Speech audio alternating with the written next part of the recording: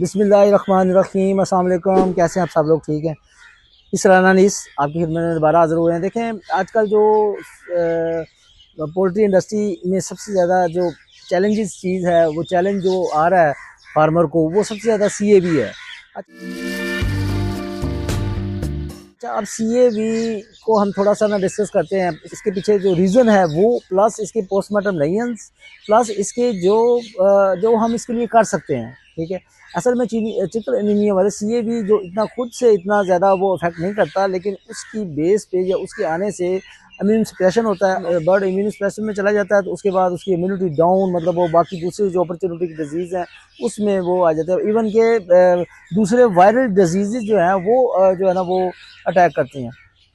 Chicken anaemia virus का जो सबसे बड़ा इफेक्ट है ना बर्ड के ऊपर, वो हमने ये समझना है कि उसमें जो ब्लड के अंदर हीमोग्लोबिन है उसका लेवल कम कर देता है।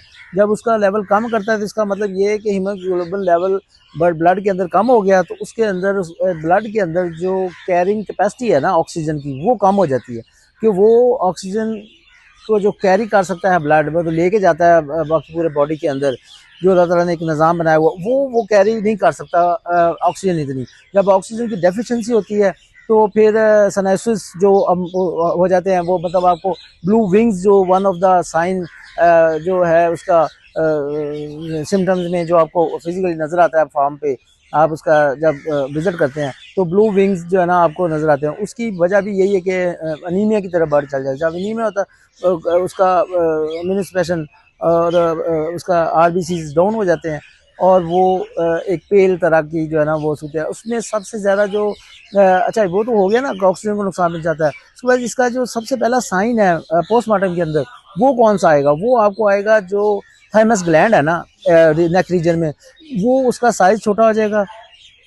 और उसके अलावा उसके अंदर जो है ना वो आपको ऐसी नज़र आना शुरू हो जाएगा कि वो साइज़ भी छोटा हो गया है। उसके बाद उसके ऊपर हेमरेजेस में इतना इन योर प्रॉपर उसके अंदर उस कंडीशन में रहेगा ही नहीं।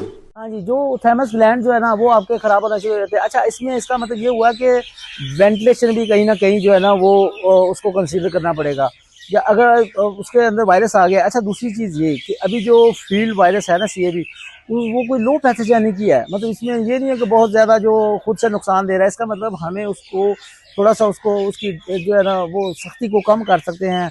आप अपनी जो स्टॉक डेंसी उसको कम करके, स्टॉक डेंसी कम करके, अब जिस जगह पे आपका 30,000 बर्ड है उसको आप स्पेस करवाएं। अगर अभी डालना है, प्लेस करना है, क्योंकि ये अब तो हर तीसरे बर्ड के अंदर आ रहा है। तो स्पेसिफिक कंपनी का नहीं हम कह रहे कि फलां कंपनी के ज़्यादा आ रहा है या फलां के कम आ रहा है, नहीं, वो सभी में है क्योंकि फील्ड में मौजूद है। वो हैचरी कंटामिनेशन भी हो सकती है, वो रोड्स पे मतलब जो दूसरी आउटसोर्स भी हो सकता है। अच्छा, उसके लिए हम एक तो उसको खुला रखें। दूसरा ये कि उसके अंदर विटामिन C और इम्यून बूस्टर, विटामिन E, इसका यूज़ जो है ना वो बढ़ा सकते हैं हम। और उसकी ऑक्सीजन लेवल को, फार्म के अंदर जो अवेलेबिलिटी ऑफ ऑक्सीजन है ना, उसको हम मैक्सिमम पे लेके जा सकते हैं, वो हम करें। और उसके बाद लिवर पे ज़्यादा फोकस करें कि लिवर जो है ना वो उसकी जो उसका काम है ना वो प्रॉपर वो काम जो है ना वो परफॉर्म करता रहे। इससे ये होगा कि अच्छा, जब आपको बर्ड के अंदर CAV पॉजिटिव आ गया ना, तो उसमें आपको ये चीज़ हैरानगी होगी कि उसके लंग्स इतने ख़राब नहीं होते। ठीक है। और ना ही ट्रैकिया उसके अंदर रेड होता है, लेकिन बर्ड की मोर्टेलिटी स्टार्ट हो जाती है। और उसके बाद जो दूसरा है मोरबेलिटी, वो इंक्रीज़ हो जाती है। इसका मतलब हमने फार्म लेवल पे ये करना है कि हमने अपने ऑक्सीजन लेवल को बढ़ाना है फार्म के अंदर, मतलब अच्छी वेंटिलेशन करनी है। ना कि हम स्पेशली ये उस जो गर्म वेदर है ना, जिसमें अगर दिन के टाइम पे वो बर्ड ज़्यादा इफेक्ट होता है, क्योंकि दिन के टाइम पे एक तो ड्राई एयर मतलब ज़्यादा हो रही है। उसके बाद रात के उस पहर में जब बहुत ज़्यादा ठंड बनती है, और हम लोग क्या करते हैं कि हम लोग उसमें थोड़ा सा वेंटिलेशन को कंप्रोमाइज़ करते हैं कि टेम्परेचर को कंट्रोल करने के लिए। नहीं, इसमें मेरा मसला ये है कि आप हीटर जो है ना वो इस्तेमाल करें। इसके ऊपर हम पहले भी डिस्कस कर चुके हैं कि अगर आपने हीटर नहीं दिया किसी बर्ड को, और सडनली अगर सर्दी पड़ गई, जैसे इन दिनों में अगर वेदर बेहतर हो गया है, तो आपकी वेंटिलेशन कंप्रोमाइज़ हो रही है, तो आप आर्टिफिशियल उसको दें, हीट दें, ताकि हम इस तरह के मसले मसाइल से जो है ना वो बेहतर है। बाकी जो कोई भी कोई डिजीज़ है, जब आपके पास कुछ ये एक चैलेंज है, जब आपके पास कोई चैलेंज आता है, तो उस चैलेंज को एज अपॉर्चुनिटी कौन कौन लेता है, या इसको इस तरह से कौन लेता है कि जी वो जी बासी उनके फील्ड चालना पे जी उस सारा दी हो रही मटड़ी ओदी भी हो रही जी, वो फलाने दी हो रही जी, वो नहर भरी हुई जी। नहीं, नो नो, ये कोई काम नहीं है। हमने उस चीज़ को लर्न करना है, और उसके जब दोबारा नया व्लॉग डाले या किसी और व्लॉग पे जब हम अपनी नॉलेज शेयरिंग करेंगे तो हम उसके नुकसान को ख़त्म तो नहीं कर सकते लेकिन कम कर सकते हैं। मतलब उसमें हम बहुत ज़्यादा इफेक्ट नहीं होंगे, क्योंकि हमें उस चीज़ का कहीं ना कहीं से कुछ ना कुछ परसेंटेज जो है ना वो हम हासिल कर लेंगे। अच्छी वेंटिलेशन देख के कुछ अच्छी परसेंटेज हम हासिल कर लेंगे, उसकी जो कोई विटामिन वगैरह दे के उसको मतलब बूस्ट करके, ये चीज़ें जो है ना वो हमें इस हद तक ले जाएंगी कि हमारा बर्ड जो है ना इसमें स्पेशली इसमें आता क्या है, आती जो चिकनगुनिया वायरस के अगेंस्ट जो उसके साथ जो स्पॉटिव डिजीज़ को जिसको वो दावत देता है वो कौन सी है, वो आपकी आईबीडी है, इंतहाई डेंजरस है। आपकी एनडी है, वो उससे भी ज़्यादा है। मतलब उसको आप ये देखें कि एक बर्ड आपका सीएवी में था तो उसको अगर आपने सही तरह से कंट्रोल नहीं किया या आप उसको उस तरह से ले के नहीं चल सके तो आपको कितना बड़ा नुकसान हो सकता है।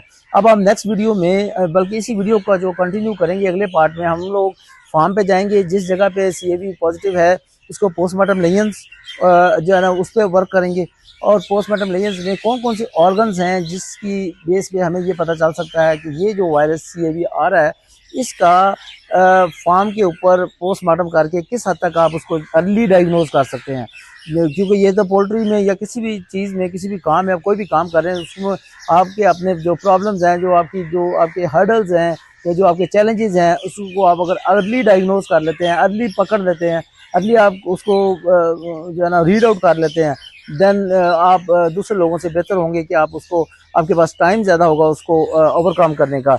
इस तरह की जो है ना वो नेक्स्ट वीडियो के लिए तैयार रहिए, और हमारी कोशिश ये है कि हम इंशाल्लाह ताला फिर से रेगुलर हों और अपनी चीज़ों को, अपनी इंडस्ट्री की हर वो जो सब्जेक्ट है उसको हम ज़्यादा से ज़्यादा डिस्कस करें। इसमें आप लोगों की पार्टिसिपेशन जो है ना वो बहुत ज़रूरी है। देखिए अगर आप इसमें कोई भी एरिया ऑफ इम्प्रूवमेंट है, कोई हमारे पास कोई ऐसी मिस्टेक है या हम जो अप्रोच रख रहे हैं ये दूसरी कोई अप्रोच है तो उससे बहुत बेनिफिट हो सकता है। This is called a knowledge sharing.